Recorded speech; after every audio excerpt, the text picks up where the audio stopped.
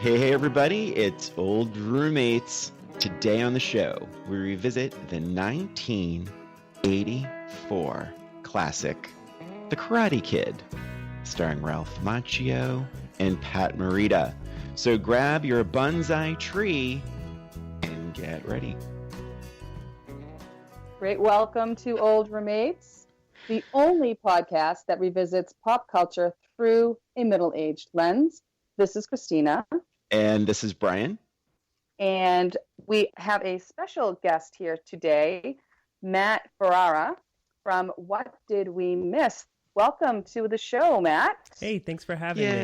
Yay! Woo! We're happy to have you. Can you tell us a little bit about your podcast? Yeah, sure. So the show is called What Did We Miss? And me, along with my co-host, Tony, we fill in pop culture blind spots. So, I'm sure everyone at one point in time has approached the two of you, or someone has said to you, hey, you've never seen this thing, you've never listened to this, you've never watched blah, blah, blah. And that's kind of our show in a nutshell. Like, we're trying to be open-minded to things that maybe we were familiar with at one point, but we had never really watched or listened to. And we cover movies, TV, books, comics, music, everything, you name it. If someone has an idea for something that's pop culture related, and then we'll attempt it. So we haven't done any live shows yet, but maybe we will. So We've been thinking about that too. We're not sure how that would work. When you and Tony decide on a movie or a comic book or a TV show, is it a case where one of you has seen it and the other one has not? How do you determine what to see? It's a little of all of the above. So there are definitely things that we've done where neither of us are familiar with it. But like our first episode was on THX 1138, which is George Lucas's first movie. And really we were like, hey, we're both big Star Wars fans. We grew up with Star Wars. Why haven't we seen George Lucas's first movie? So we kind of built it from there. But there are other things where, I've introduced Tony to some of my favorite comic books, and he's introduced me to some of his favorite books.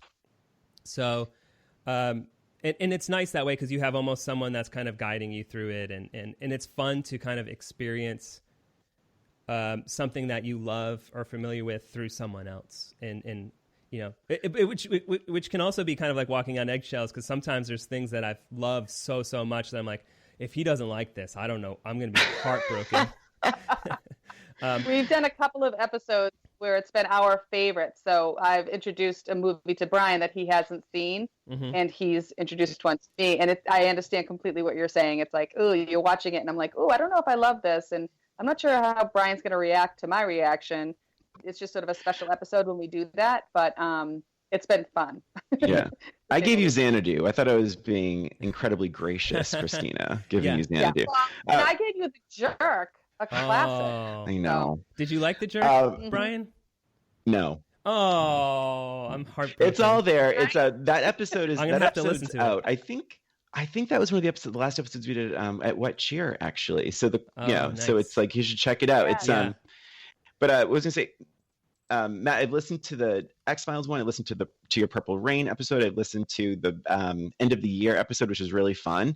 Because what's great about your show is that you bring up a lot of other stuff while you're talking about the thing at hand. But the one thing I do wonder is like what has been your most begrudgingly endeavor? Like something that you were not, maybe something that you were familiar with, but you truly just didn't want to say embrace the hype of something. Is there something that you were like, oh gosh, I have to do this, don't I? I mean, there's two big ones so far, and we've been fortunate, like, because we are driving the ship. So most of the time we're picking things that we're super curious about and excited to kind of fill in. But we did feel that there was, Fish is the big one. And because Fish is a band that a lot of people have preconceived notions about without actually having listened to them.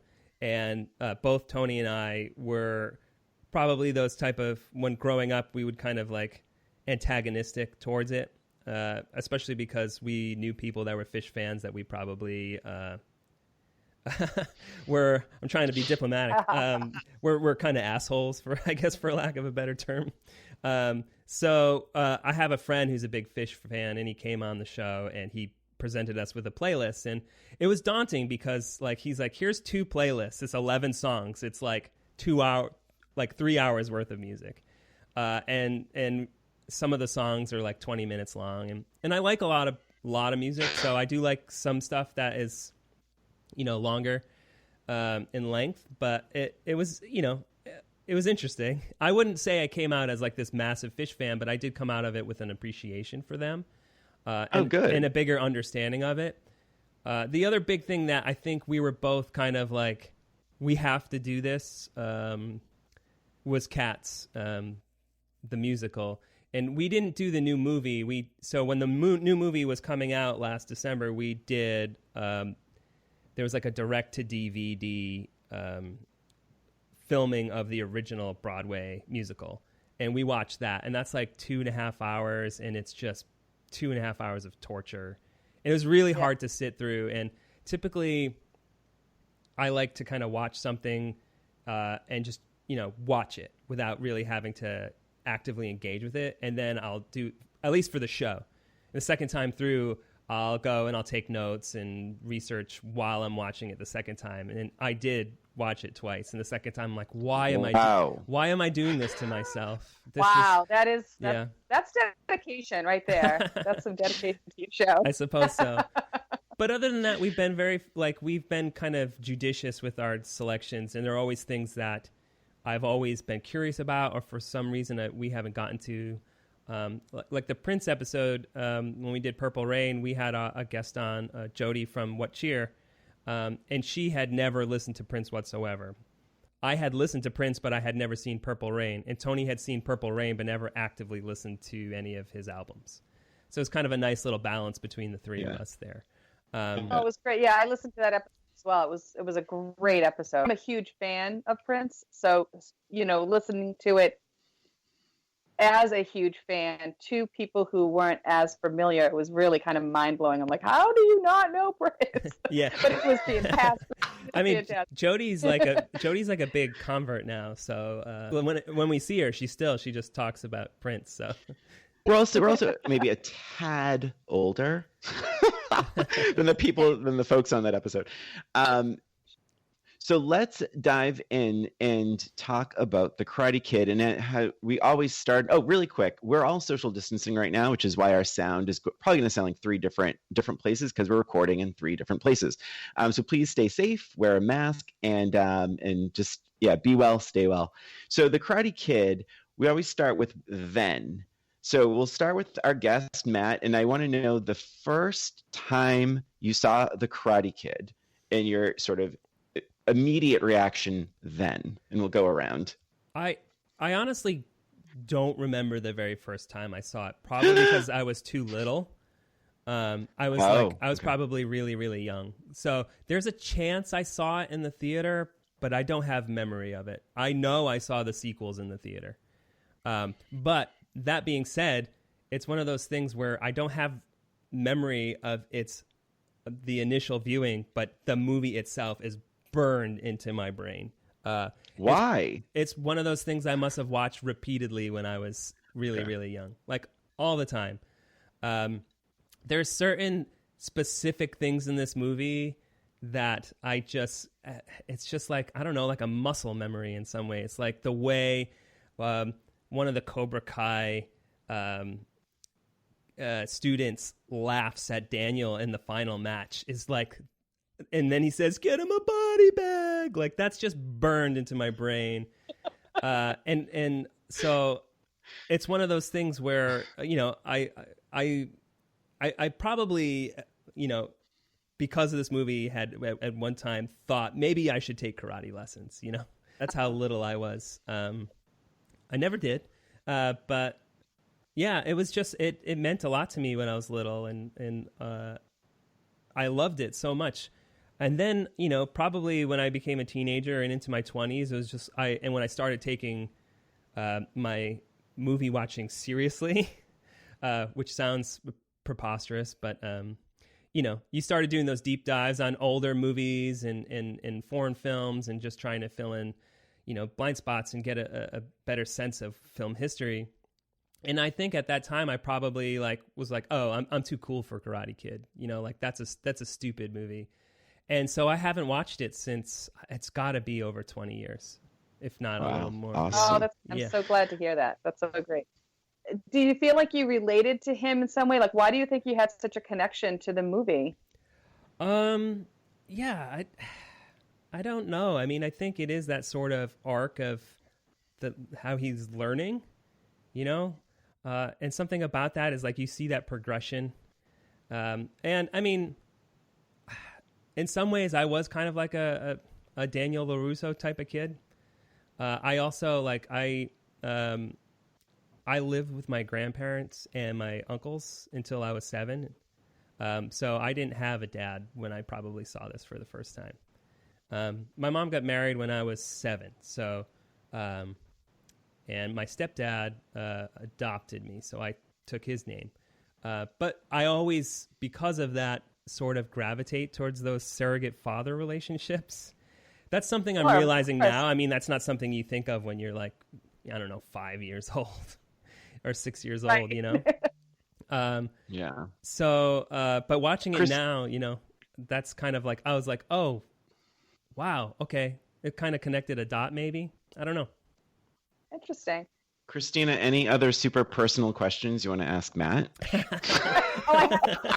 No.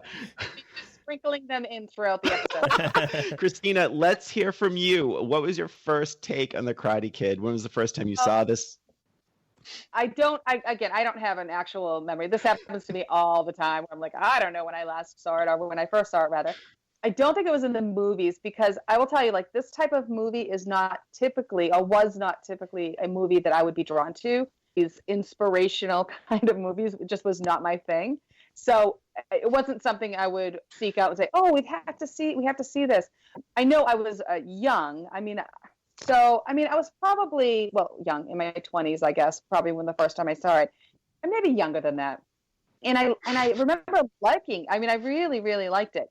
And I think because I'm not typically drawn to the type of movie, I think it surprised me a little bit at how much I liked it and how many different kind of layers there were at that point. Like some of the surprises that were in it. Those are the things that I remember from the movie. Some of the surprises, like the training. Like, I don't think I put together that he was training him. And now I'm watching it. I'm like, how did I not put that together? But I remember being surprised as Daniel was, I think, when he's like, oh, wax on, wax off, all that business. Yeah, that's kind of my memory of it. I remember kind of watching it. I don't remember who I was with. I'm sure it was a video.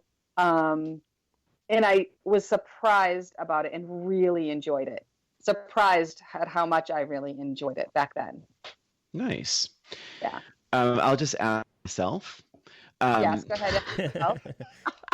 So I will say, I'm not one to brag, but I was bullied, not to the extent of the torture that Daniel LaRusso suffered, but I saw this movie at the movie theater, and there was that thing where you're like, oh my gosh, and even then he was, I remember just saying like, oh wow, this poor kid, they're just being bullies and really being physically violent with him, but I do remember being like that this was, the Rocky for young kids, and just that in terms of that inspiration. I agree with you, Christina. I think my take, we've talked about this, that I'm a bit, for a kid, I kind of was a bit cynical, and I liked sort of these heavier dramas. And you pretty much go into the Karate Kid, I think even in '84, knowing well, he's gonna beat up the bully. There's no mystery here.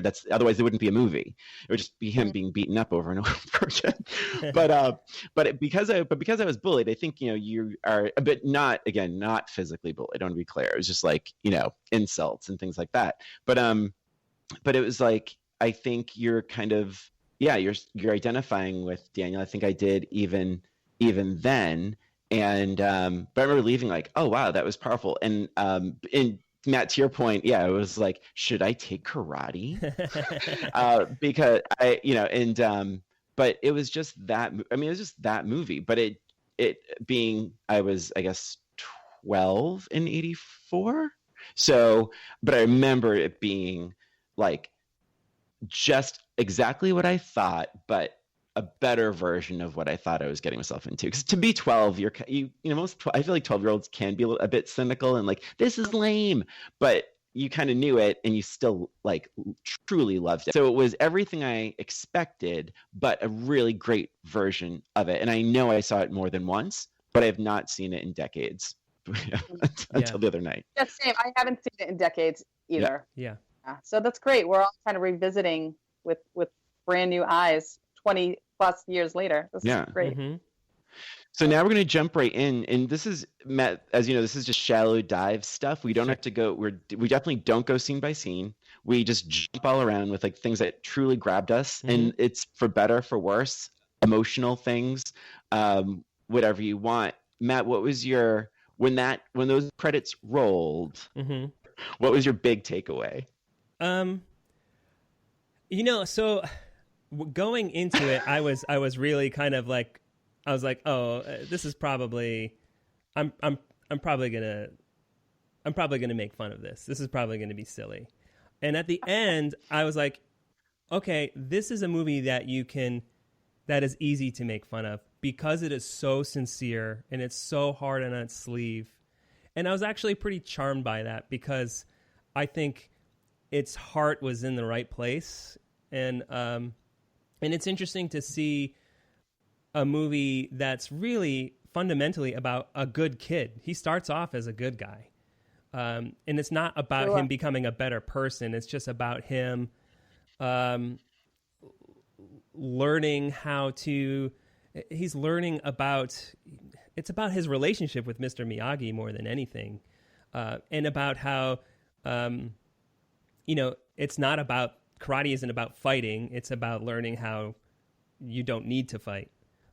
Which is an interesting move that the movie makes, because at the end he still has to fight, you know, but the whole time it's trying to say like, well, we don't really need to fight, unless absolutely necessary. But I thought it was charming. I really did. And I was really surprised by that. I didn't think it was going to hold up the way that it did. Yeah, I felt the same way, Matt. I was really expecting to make fun of this movie. And at the end, I mean, honestly, I actually cried at the end, which was like so for me. I don't cry in movies very often. And, you know, I think during this time, like everyone sort of like has a heightened emotional sort of state anyway, and I was tired and there's a lot of excuses involved about it, but I was like, this is really beautiful. And I think it was because of that it surprised me on that that powerful kind of ending. Even though we knew what was happening, we knew what was going to happen, it still sort of took me by surprise. But I mean, there's plenty to make fun of. I mean, the music, I think, adds to that. I mean, to be honest, I loved the music, like the Asian music, the score, and with the scenes, with Mr. Miyagi, like all of that beautiful like music with the scenes with Mr. Miyagi, I absolutely loved. The rest of the music, the was pop songs, just too much. Yeah, all those little pop songs. What I hated about that is they were so like obvious songs. Like they were songs. I wrote a couple other songs down. Like there was one that was so when the monks appear on the bike the song is called Street Fight. I'm like, really? Like it was just really like in your face. Like it was like, oh, we have a street fight. I'm like, okay, we get it. You don't have to tell us via song. The Cruel Summer was the first day of school song. Running Out of Time was the big fight scene song. Like it was just a little too in your face, like the obvious lyrics matching up to the scene kind of thing. But the rest of the music was great. But I think when the number in the finale, like in the final, right before the final fight moment, is "You're the Best." I always get that song stuck in my head, though. Yeah. Someone put some thought into the songs, I think, but I just don't think they did it very well. that's how my original feeling was when the movie started. It was like sitcom-y. Like it reminded me of like a sitcom song at the very beginning of the movie. And it kind of, that's, I think, where I was like, oh, okay, I'm going to make fun of this movie. But anyway, I did find it charming. Like, I think that's what you said too. I found it charming, and I loved the relationship between Daniel and Mr. Miyagi. I wished there were more of those scenes. Like I was kind of like, oh, I really want to see more of those because they were so touching, and I wish they had spent more time on that because the other stuff I think I could have done without. But Brian, I'm going to take a break from talking so you can have what to say. Well, I was just going to, you guys touched upon a lot. I will say that I got emotional with the scene where you learn, there's a scene, really, I think a really well done scene where you learn quite a bit about Mr. Miyagi and his wife and his child that, they passed away during childbirth while he was in the war. And I think that was very emotional. And when Daniel LaRusso bows to him while he's asleep in bed, yeah, that is definitely not something a 12-year-old would have like understood. But as an older person, I got misty at that. Like it's like just about respect and his love for this guy. And then you realize like there is a deeper connection. There is something else for Mr. Miyagi involved in his relationship with Daniel. It is like the son he never had, which is never said. But I think, you fill in your own blanks, and it's nice. That song, You're the Best, and was actually rejected from Rocky 3 and so they took Eye of the Tiger over that song. And then in Flashdance, that was up for Flashdance, and they took Maniac over that. So this is the third time around. And the Karate Kid was like, yes, we'll take that song. Take it.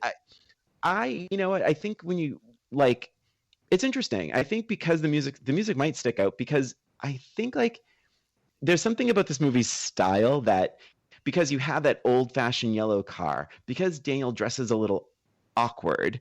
Like I wouldn't necessarily look at that there's something a bit like anachronistic at times of this movie where the music is what sort of brings you back to the 80s, maybe Elizabeth Shue's hair, but like the mom drives an old car. There's a lot of different time, like strange timestamps where you kind of sometimes can't place when this movie is actually taking place. Like there's a country club scene for crying out loud.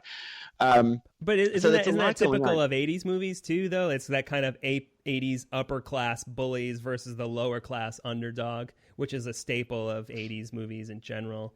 And I think a lot of the stuff with the way Daniel and his mom in the car is just because they're poor.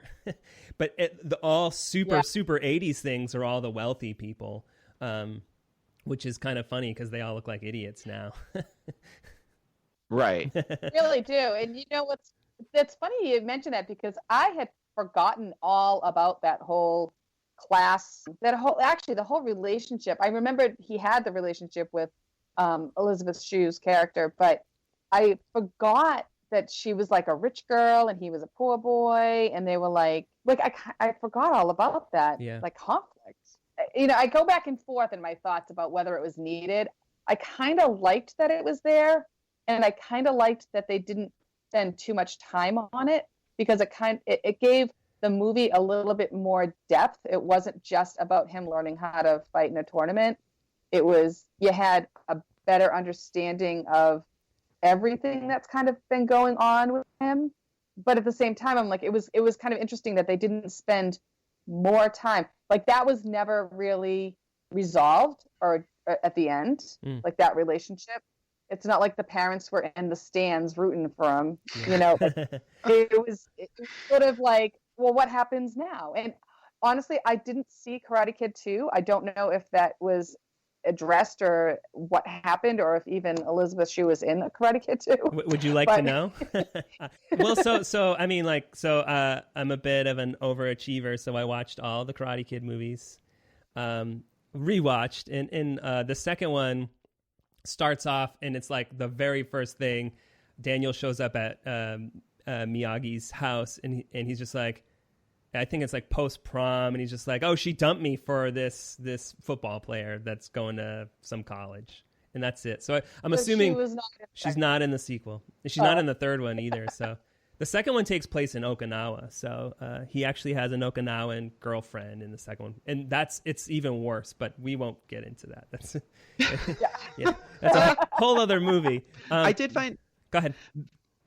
Yeah, that for me, that is one of the, and like I loved watching this, but I will say that's one of the negatives. And like for me is, as much as Elizabeth Shue is so tough in this movie, like she's physical. She gets physical with Johnny. Like she pushes him, and she actually says to him, hit me.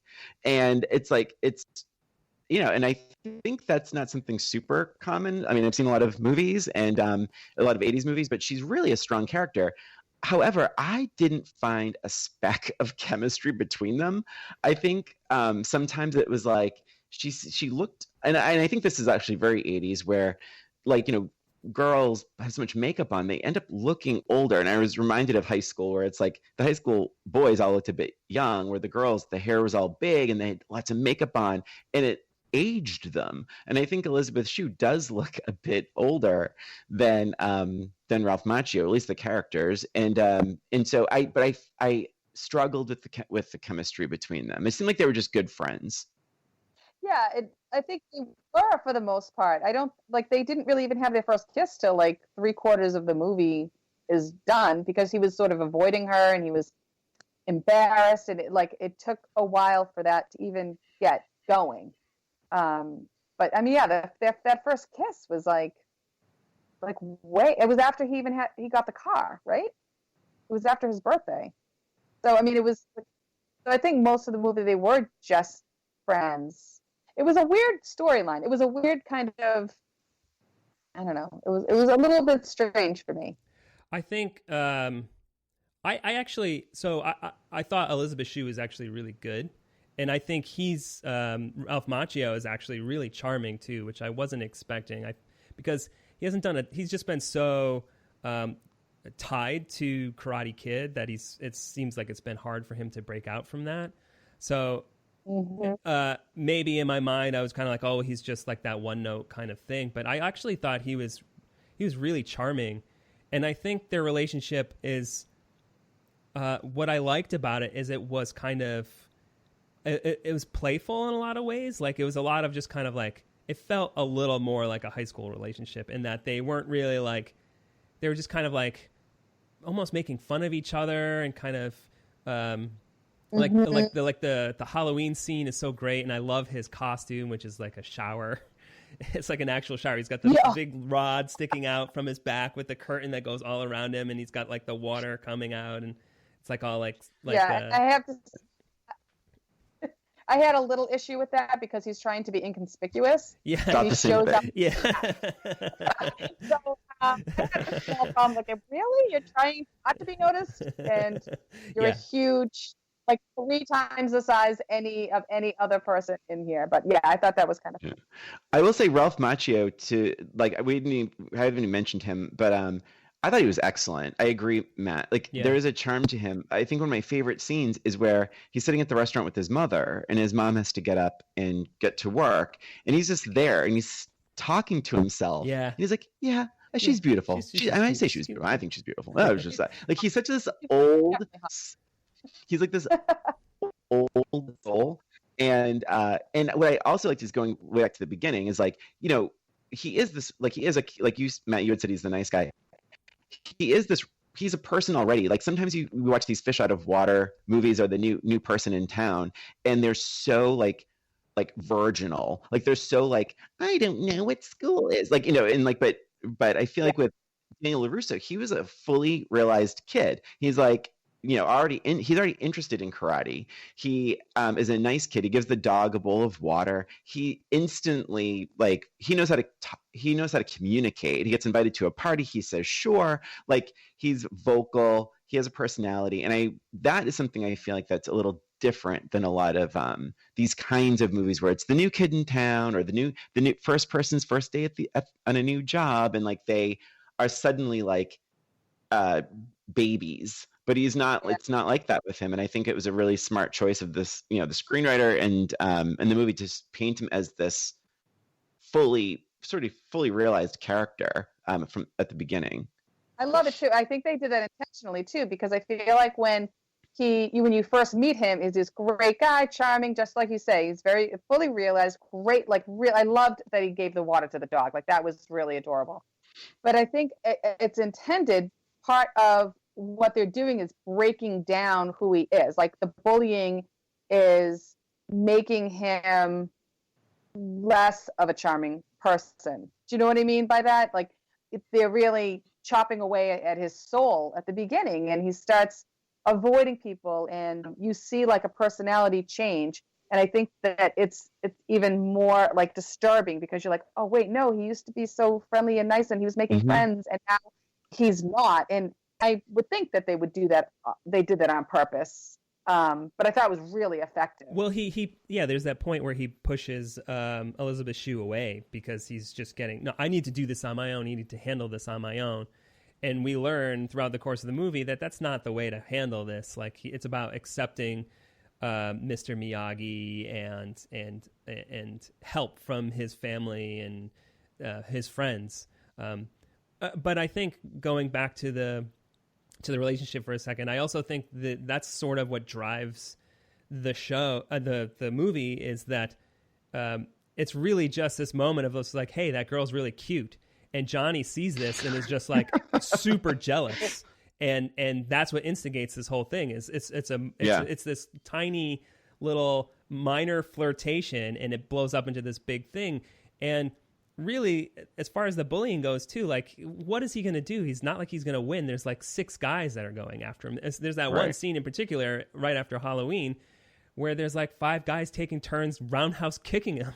So like there's nothing terrible. Like he's nothing he could do about those kind of things. Which is a funny thing to think about, that like in order to get their respect, he just has to beat them at 1-on-1 in a tournament. Which is kind of funny. It's just like, oh, if you follow the rules, then because the movie is like, if you follow the rules, you'll be okay. Which is interesting. It was really weird because they made Johnny out to be so vicious, and obviously the sensei too. So in the fight that you mentioned after Halloween, and they're like, he's at the fence and they're beating him to a pulp, and Johnny just wants to keep going, and you really hate him. You're like, what an asshole! Like he's gonna kill this guy, and then at the end of the movie, we're supposed to believe he respects him. It's really like, I found it hard to like Johnny after that. Like I did not find that one moment where he wanted to hand him the trophy to redeeming, or even that one look on the sensei's face. So the part that I'm thinking of is when the sensei guy says to Johnny, sweep the leg, right? Like everybody kind of remembers that scene, I think. Sweep the leg. And you see that look on Johnny's face, like, what? But like, how can you be surprised at what he's requesting? We all saw the training. We all saw no mercy. What was it? I actually wrote it down. Strike first, strike hard, no mercy. And now you're surprised that he wants you to sweep the leg, and you have a problem with it? You were going to kill him. But I think remember, it's like whatever the sensei, it's sort of like whatever he says goes. And he saw that the sensei said, okay, I'll agree to this. The bullying stops. Let Daniel train. And then we'll, and like, so there's this idea that he was like honestly being fair to a point. And this is something you get the sense that Johnny has been with this dojo for a while, and that this sort of sensei is, some sort of, he holds him in high regard. So now to like, say, oh, I can do this. I can do this. And the sensei, it's not even so much like be nasty. It's almost like, I'm losing faith in you, but you're going to win this fight. And then he's like, oh, wow. So the first second he doesn't believe in me, he wants me to cheat. And I think it was, and trust me, by the way, this, after that kick to the face, this movie is over in 34 seconds. Just like that. I timed it. It's so abrupt. And it's like, there's not a whole lot, unfortunately, because of the timing of the ending, there's not a whole lot of like nuance like to these performances. So, but I think like when you see Johnny's face sort of melt, you kind of like when Sensei's like, sweep the leg or whatever. He's like, oh. And like, it's just this person that he admired and respected for being so tough. This is kind of a coward's way out. You're hitting someone who's weak. And that isn't I don't think what Johnny signed up for. Johnny wants the challenge. He wants to like get violent. And it's like, no, you have this weak kid, just beat him down. It's like, oh. And I think an interesting take on that. I didn't read it that way, but that's an interesting take. I like that. Well, I think the movie, I mean, you can kind of boil it down to surrogate fathers. And, Daniel has Mr. Miyagi, and Johnny has his, what's the guy's name? Kreese. Yeah, he has Kreese. And the Cobra Kai students, they all have Kreese, and it kind of shows that teaching through fear and intimidation is a bad thing. And so I hear, there is a new TV show that just premiered a couple of years ago, and I think it's more about Johnny than it is about, I think it's about their relationship, but Johnny is a main character along with Daniel, and I think it supposedly kind of fills in a lot of like how his life went wrong and how he's trying to get it back together, et cetera, et cetera, et cetera. I wasn't willing to spend the money to watch it for research purposes. Well, I think did Netflix buy it? Yeah, it's going to be on Netflix. Yep. Yeah. At the end of this year, the first 2 seasons are going up on Netflix, and I guess the 3rd season will premiere on Netflix. So yeah, because like originally a YouTube show. Yeah, not to derail. My friend Chris Jamal is like the biggest Karate Kid fan. The back of his legs, he has Johnny in the Johnny on one leg, and he has Daniel in the crane position on the other. He has these tattoos, but he said he absolutely loves that Cobra Kai show on YouTube. So he was really excited that it's going forward. And it's funny that, but yeah, and it's funny that with the Johnny idea, it's like, because I did wonder that too. It's like, is it important to know a bit more about Johnny, or does it matter? But I kind of felt like the little moments that he had, I think it's William Zupka, is that his name? That I felt like he was trying to, elevate it a little bit more to kind of not be this sort of monster. And I think that I would argue that the beach scene in the very beginning, he's hyped up. And actually, on one of my notes, I wrote, the guy seems coked out. And it wasn't about Johnny. it was about the guy who screams, get him a body bag.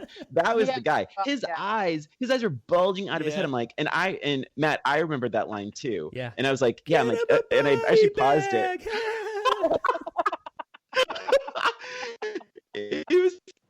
He was manic, and but yeah, at one point I paused. I said to Carl, I'm like, watch, he's gonna say, "Get him a body." Like that line is so it's his eyes are crazy. Funny. And a little fun fact: the guy with the dye job, the bleach blonde hair, is Steve McQueen's son. Oh, no kidding! Oh, wow. Yeah, his name's Dutch, and his name's Dutch in the movie.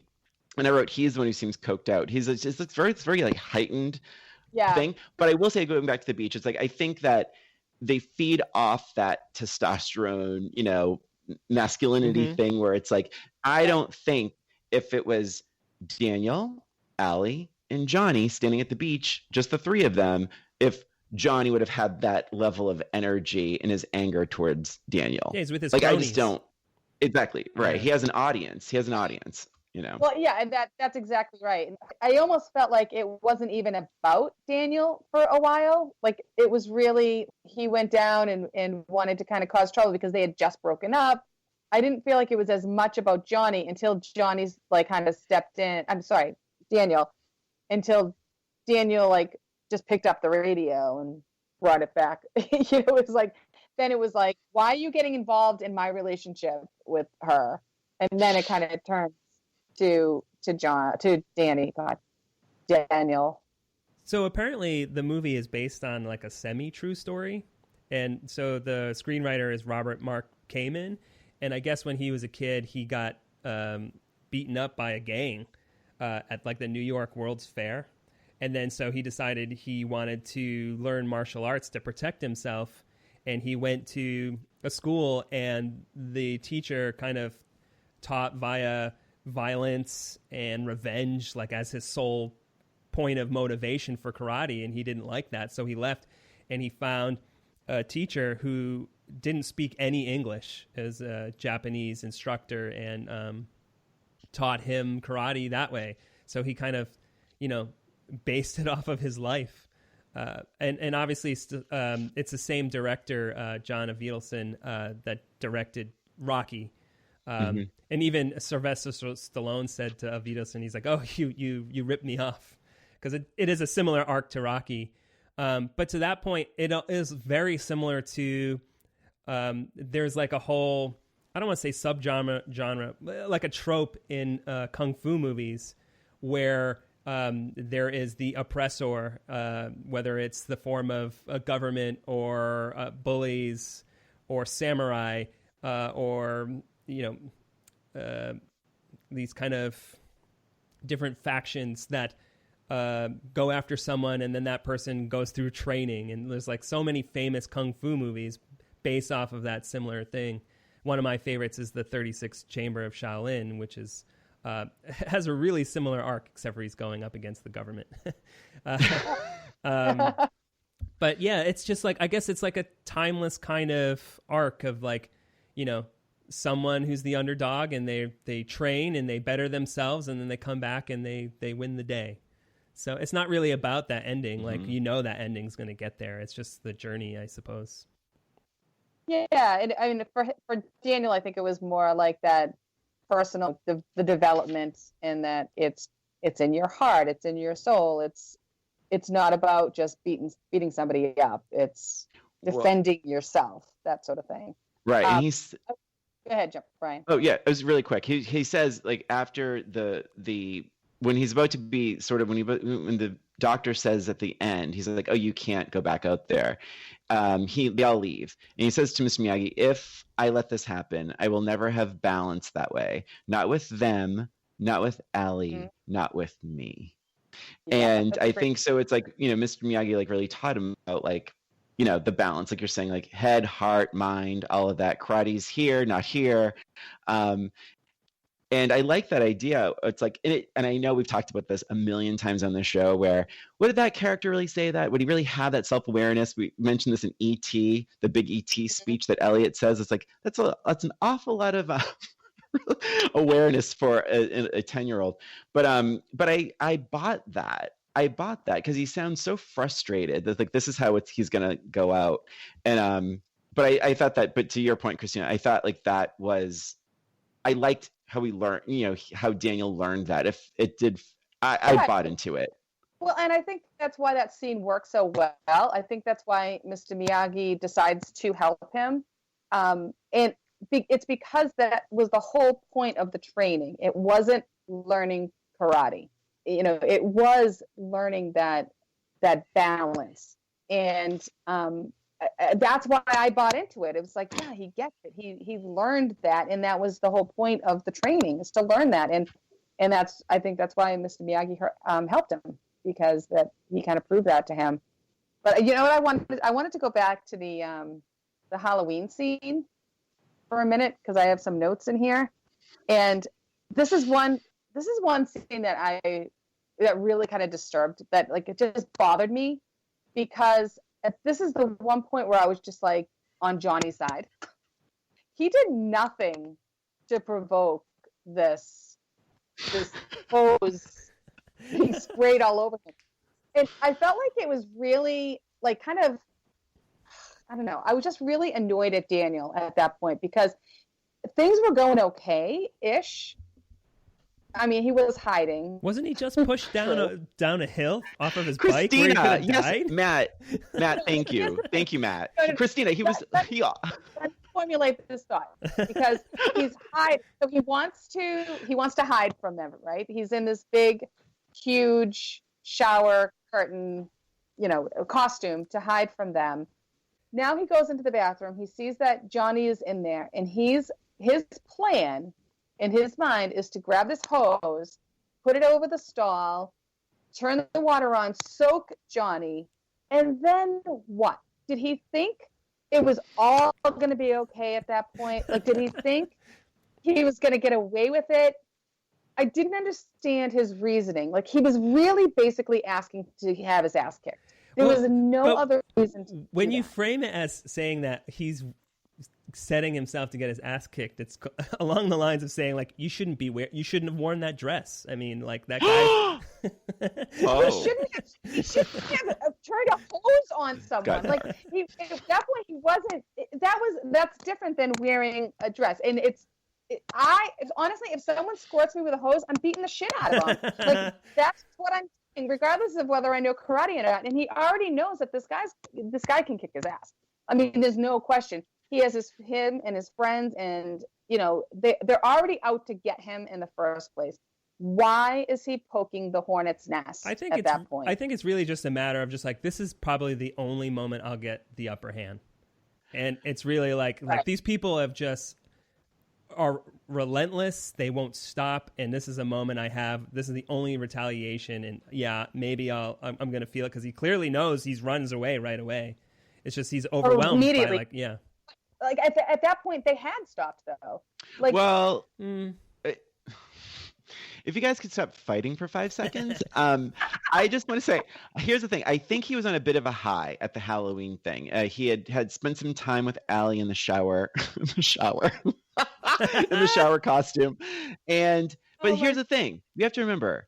There was the beach beatdown. There was the soccer, all of the soccer bullshit where they kept like knocking him down and like hurting him. And there was the this to me, when they ran him off, first of all, how many scenes of the bad guys look like a Mountain Dew commercial? Like it's like they're always like they're riding like these things so hard. All these bikes, they clearly have this open garage of like filled with different vehicles. Yeah. But so then the bike, when they run him off the road on a bicycle down a very steep hill, he really could have died. He absolutely could have died. And I think he was like, you know what?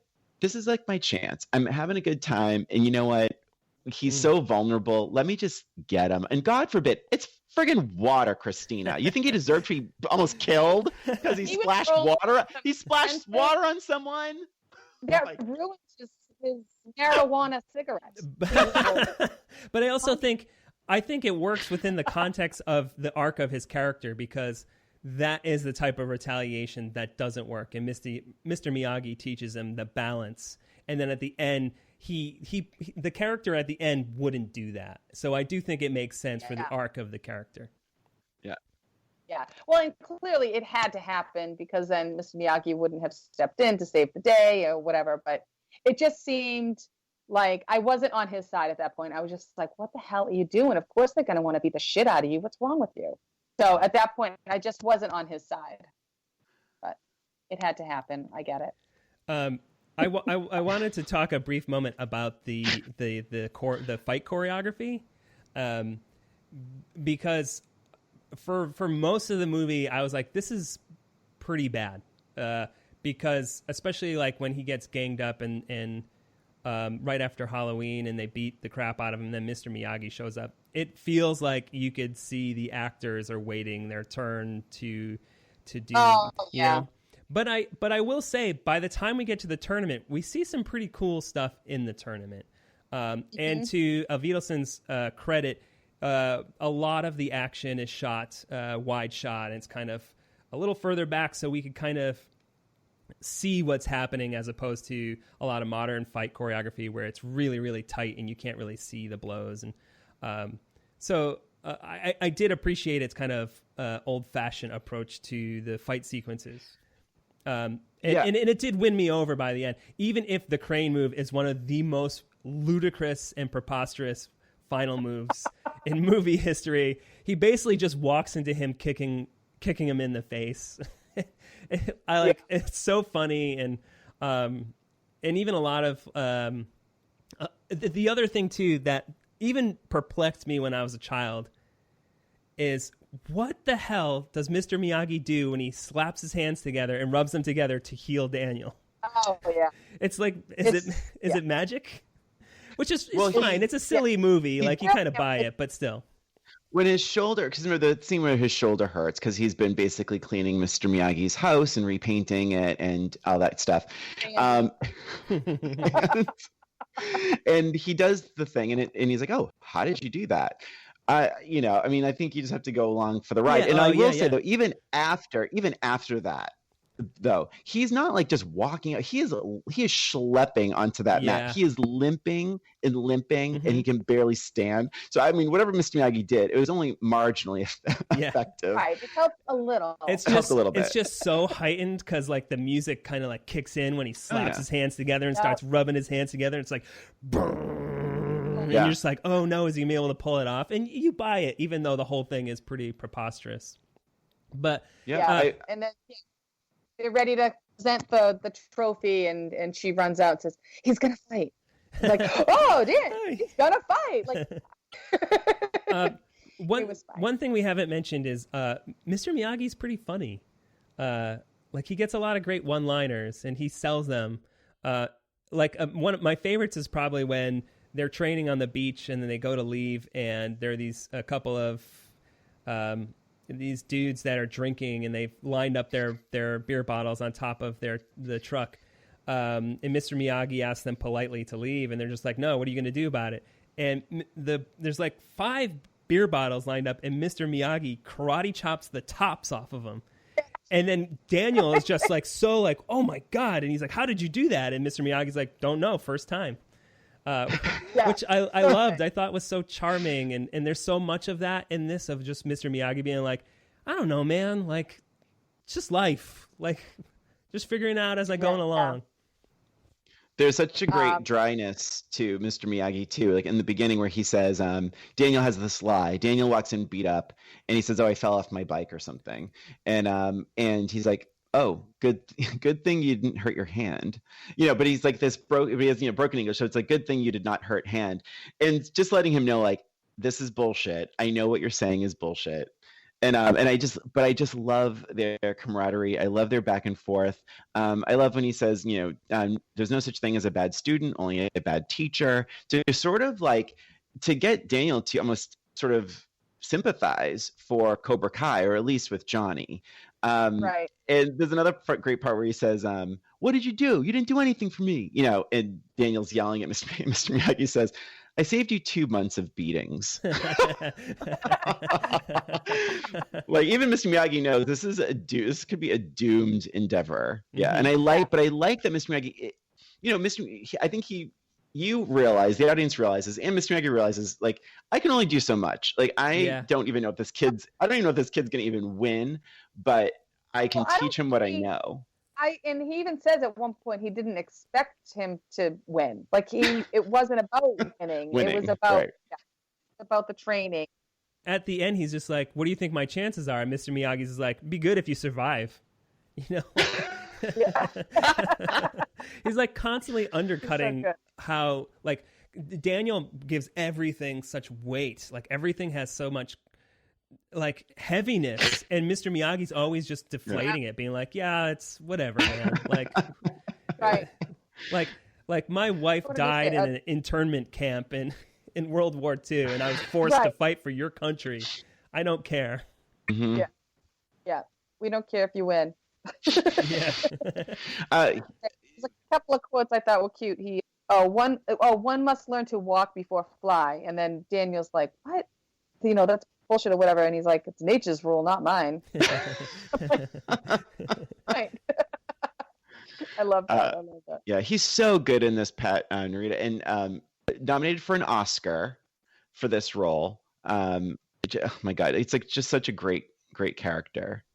I listened to an interview with him, and his career was kind of at a lull at that point, and the producer saw him as just like, this isn't the guy. Like, this guy's a comedian, because he was a stand-up. He's on Happy Days. And the producer's just like, no, there's no way. So in the interim, he was out of work, so he let his hair grow out in the back, and his beard grew out. And then they finally saw him, and then the director, John Avildsen, was just like, no, he's the guy. He could do it. And he went in, and he auditioned with, I guess, like the 2 of the hardest scenes, like the one where he's kind of drunk, being one of them. And he got the part, and then they were on set, and the producer was just like, oh, hey, like, look at him. He looks amazing. This guy's great. And they're just like, yeah, this is the guy you didn't want for the role. So there's another part of that, Matt, though. I read that he went in for that second audition with the beard, and all that, and he actually did a Japanese accent, and I guess that is what it made him look in. This is going to open up a conversation, but it's like this. He did the broken English accent, and that actually is what helped, along with the beard, is get him is. They saw him in a different way, that he could do drama with this accent, and that helped get him the role too. It's crazy because I think like so much of his sort of charm is the broken English, because he speaks at a much different sort of clip than everyone else in the film. So you're actually in a way hanging on to his words a little bit more, because that this is not necessarily his first language, this character. So it sets up a different kind of thing, because before we started recording, there's this idea of like, is it okay to do to say Mr. Miyagi's lines with a certain accent, with Mr. Miyagi's accent? And it's such a crazy time right now that it's like, could that be offensive? And is it offensive? Is the performance offensive to folks that maybe from maybe Japanese? I think it's a tricky thing. I think at the time, probably because there weren't a lot of Asian American actors being represented on the big screen. So and to have like this was the 5th highest grossing movie of the year, and to have him be such a big part of what made the movie successful. It's kind of like a double-edged sword in some ways, where you could say like, yeah, it's great that we're finally getting this kind of representation, but it's unfortunate that maybe he was saddled with having to speak with the broken English and with the accent, even though he doesn't have one. But to go back to the screenwriter, like based off of his story, like he actually had an instructor that didn't speak any English. Now, I can't imagine a movie in the 80s where, especially a big budget Hollywood movie, where they would allow that actual story to come to fruition. They'd probably say, no American audience is going to go see that. And I almost thought that scene where they play up on Elizabeth Shue, they trick, they allow her onto the competition floor by tricking one of the workers into saying that she's his interpreter. I almost thought that maybe that was a nod to that, but I don't know what back then, like, I don't know what the solution is, I think now, if the movie was made now, well, I mean, it was made within the last, was it 10 years? And they remade it, and Jackie Chan's in it, and Jackie Chan speaks pretty good English. It's not perfect though. So I think, but that is Jackie Chan, so it wasn't out of character for Jackie Chan. So I don't know. It's a tricky subject. It is tricky, and I mean, I feel like it was obviously like intentional, but I agree with what you're saying, Brian, about it being intentionally slow and intentional. It's a huge difference in just the whole feel of the Cobra Kai's.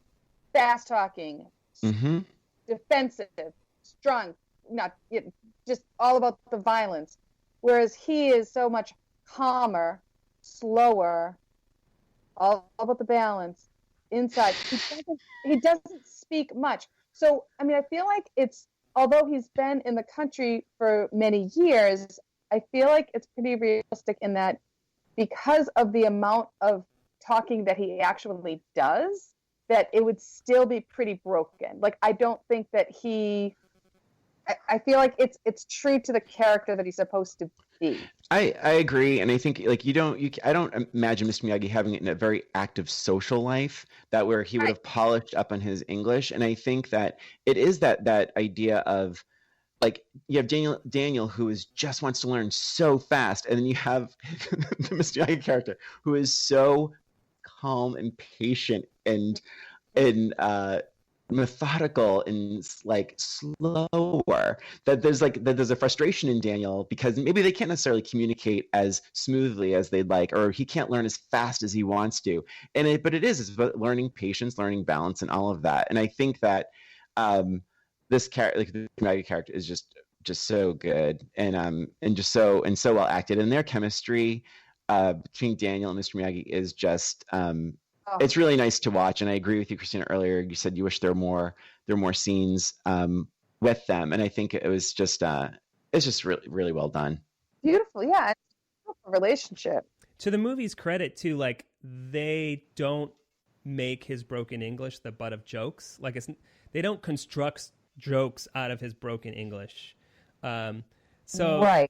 There is that moment like where I had mentioned with the two men that are kind of drinking in front of the car, and I can't remember. I've watched all three, and I know they use this term, which I wasn't familiar with. I had to look it up.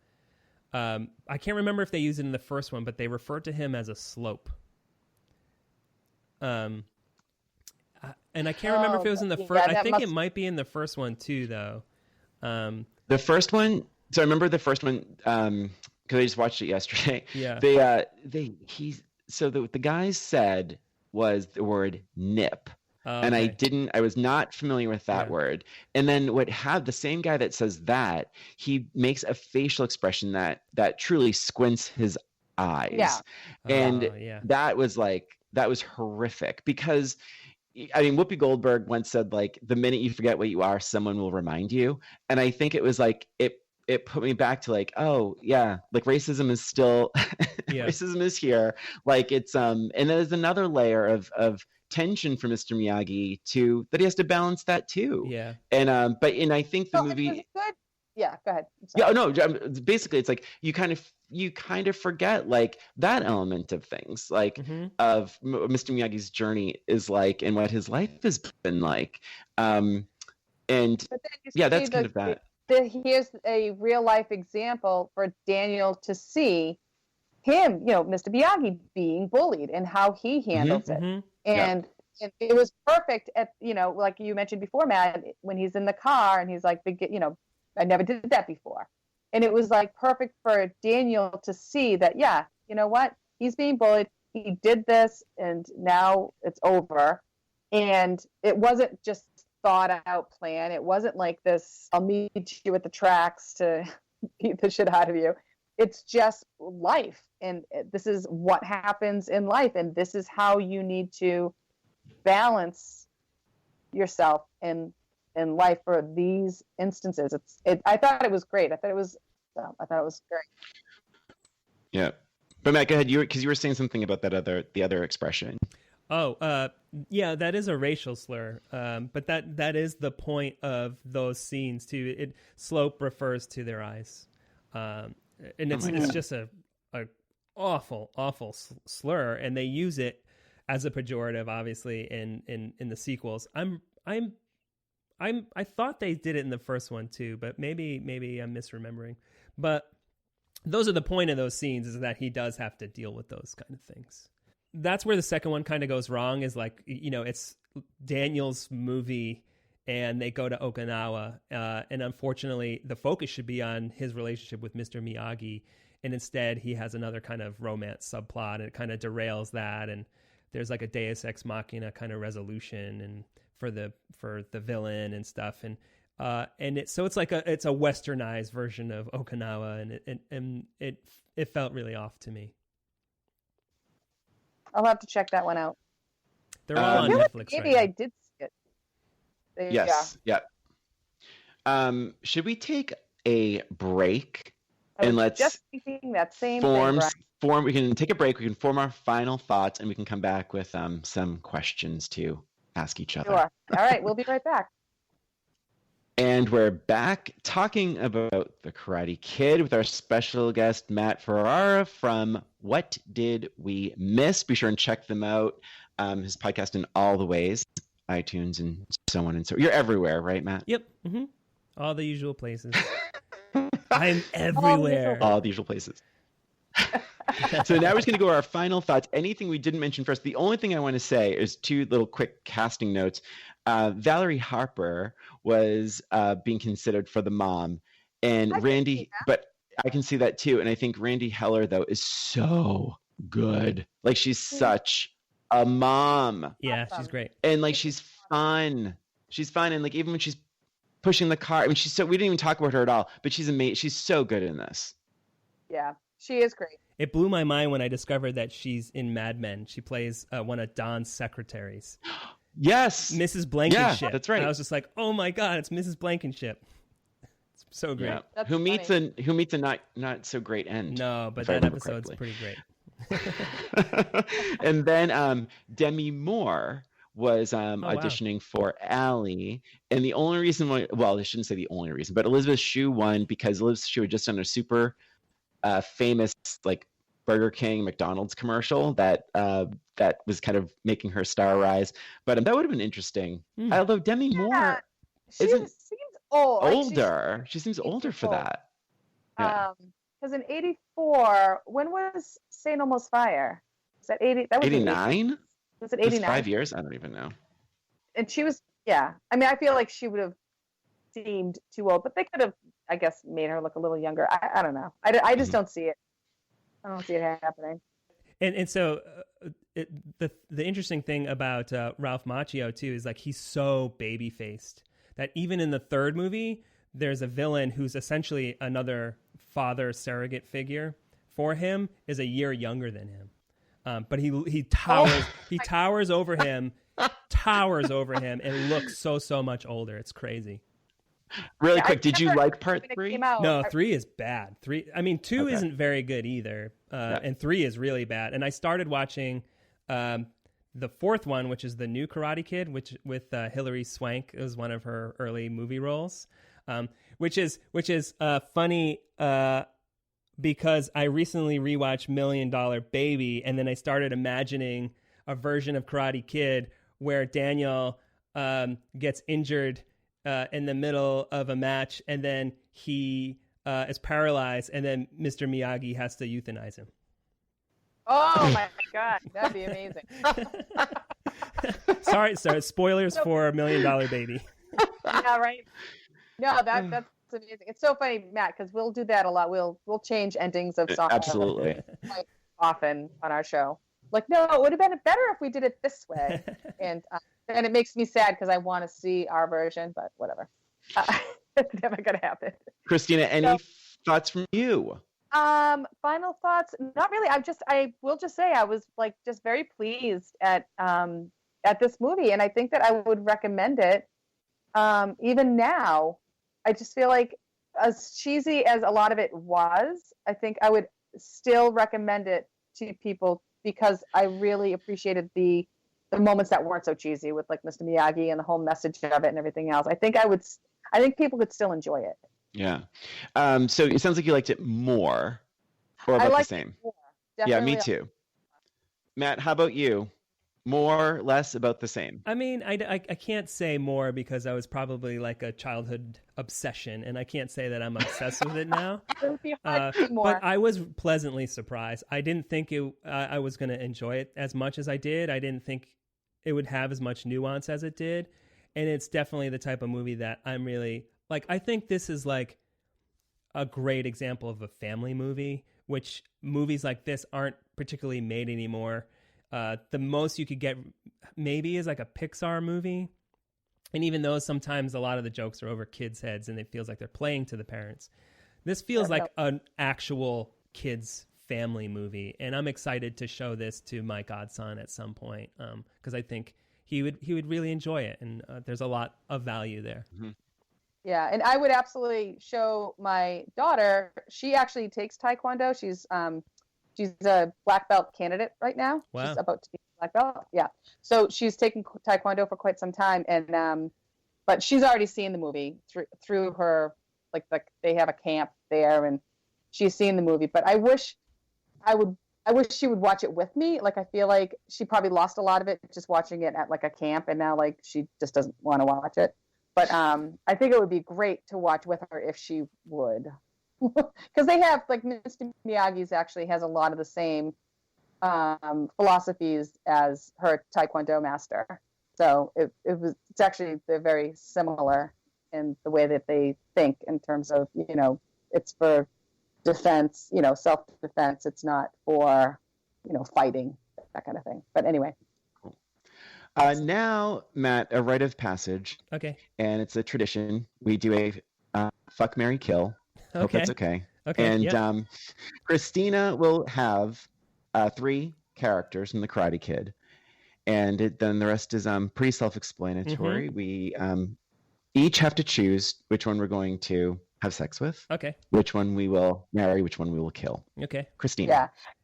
I didn't make it very easy either. I hate to tell you. It was going to be a little challenge. Okay. And really quick, Matt, Chris Revel. We did this with Muppets. Oh, we were so jealous. We were very impressed. So here we go. So jealous. Just gonna take it away. He did. Oh, it was great. It was great. Okay, so FMK, we have Johnny. Figured. We have Mr. Miyagi. Okay. And we have Kreese, who's the Johnny's sense.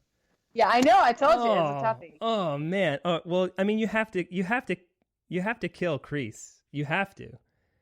He's just like that guy. Probably has like he's probably a very inconsiderate lover. Well, I mean, honestly, it'd probably kill you if you left him, right? Yeah. So you have to kill Kreese. I mean, yes. I can imagine Mr. Miyagi would be a very considerate and sensitive and thoughtful lover. But at the same time, being married to Johnny seems like it would be insufferable. Oof, that's a but I mean, maybe a good hate fuck with Johnny would work, right? Right. So I'm gonna do that. I'm gonna hate fuck Johnny, and then I'm going to marry Mr. Miyagi because, if anything, we will force young boys into servitude to repair our home and make it look really nice. I think that's the right answer. I don't know if there's any other choice for any of these. Those are my answers too. 100% the same for me. 100%. It has 100%. To be, right? Hey, so I just want to say thank you for being our guest on Old Roommates. And do you want to just quickly say again, like how you can be found on social and You could find us at What Did We Miss at Instagram and Twitter at What Did We Miss, and then obviously the podcast can be found on Stitcher and Apple and Google and whatever else nonsense words you want to make up. If you want to just follow me, I'm a photographer, and you can see my photography on Instagram at Matt Ferrara Photography, Ferrara. I'm on Twitter at Matthew Ferrara. So, yeah. Great. Well, you've been a wonderful guest. Fantastic. Thank you so much. I had so much fun. I could do this all day. Especially because I have 2 more movies to talk about. I have part 2 and part 3. Right. We'll have to. Once the show premieres, you can come back on What Did We Miss, and we'll talk about the show. So. Oh, cool. That'd be fun. All right. Well, thanks so much, and everybody, thanks for listening. And check out The Karate Kid on Netflix. Bye, everybody.